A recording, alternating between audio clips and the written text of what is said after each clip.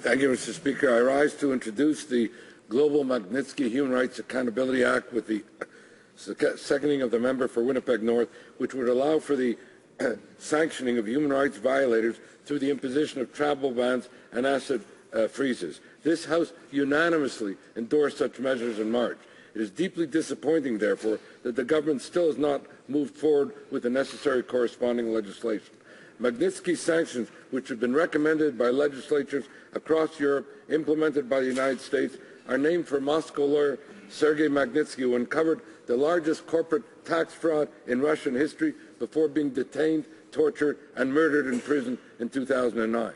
Not only have the Russian officials complicit in that criminality escaped punishment, many of them have in fact been rewarded by Vladimir Putin's regime.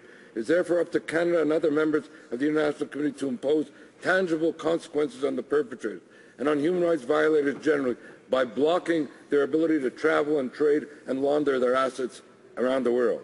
I would urge the government to either take over my bill or pass similar legislation on its own, both out of respect for the will of this House and out of solidarity with the victims of human rights violations and those who struggle valiantly on their behalf in Russia and around the world. Thank you, Mr. Speaker.